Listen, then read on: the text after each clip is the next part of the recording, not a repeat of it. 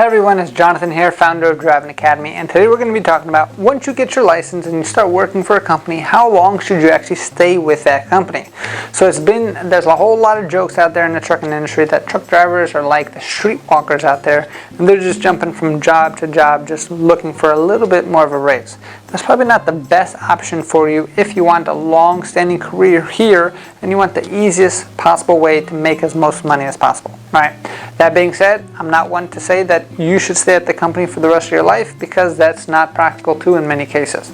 But these are going to be the main things that you have to understand: is when is it the right time to jump to the next company? When is it a big enough opportunity to actually get there, right? So that being said, let's talk about what actually happens and what are the factors in this decision making. The first thing that you do have to understand is, for drivers who jump from company to company to company, every time that you apply to a new trucking company, you're going to have to list all of those different companies out, because those companies are going to put you in their national database that's saying that you're working for them, which means that list has to verify with your list, which means the more you jump around, the harder it actually is going to be for you to apply, because imagine all those applications that you're going to fill out. You're going to have to write down every single company that you ever worked for. That's something that most people have no idea about. No, that's not a big deal, John. Well, think about it. It's much easier to write down, hey, for the past 10 years I worked for these 2 companies, versus, hey, for the past 10 years I worked for these 20 companies, right? So when it actually comes to working for 20 different companies, it's going to make it a lot harder for you to find a job moving forward, because what company in the world wants to invest money in you just for you to actually just jump around to the next guy?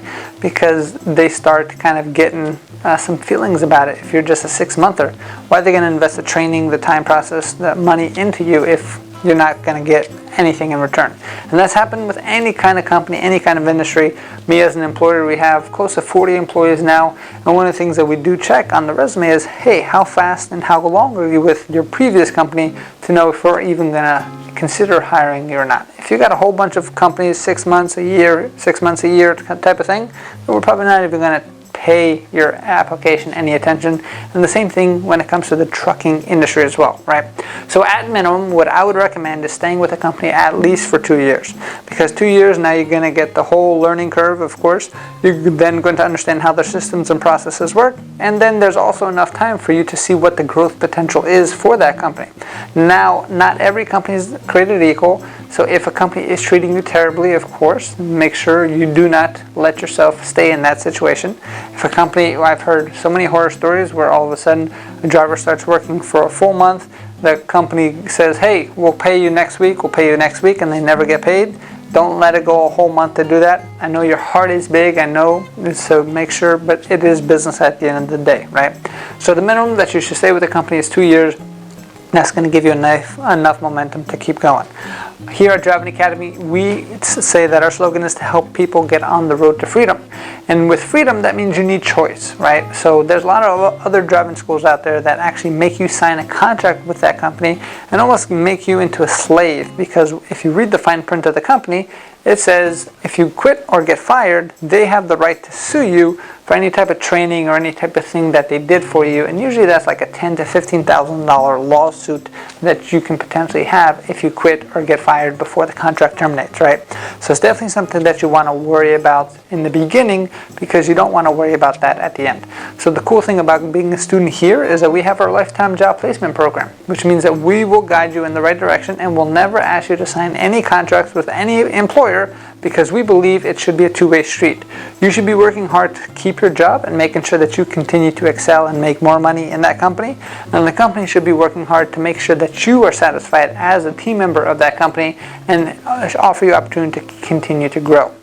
Now the next topic is going to be, okay, John, I stayed here 2 years, I don't see the growth. What should I do next? So a lot of truck drivers actually start jumping around too prematurely because they don't understand the industry enough yet. So that first 2 years is going to be a great learning curve for you, especially if it's your first time driving. And then you're going to want to make sure that you're communicating with different truck drivers in different industries, and never take anybody's word to the bank, right? If they want to say, yeah, I'm making so much money at this company, ask to see their pay stub. Ask them to prove it. If they can't prove it, do not believe it. Because I've heard countless horror stories where people will say, yeah, but my buddy's working here, he's making so much more. And sometimes people exaggerate on what they're actually making. So he winds up making the jump, and he's wound up making about the same, if not like $1 or $2 more an hour. And that's usually not worth all the headache of transferring everything over to that new company. But if you do see a company that's continuing to grow, or a company that's been there for a long time, that means that company is nice and stable, and it shows a whole consistent growth path for you. So the easiest thing to do when you're interviewing for a new company because you're dissatisfied, you're going to ask simple questions. Hey, how much money does your top drivers make? How do I get there to be there? How long is it going to take me to get there? And again, ask them to prove it in some way, shape, or form.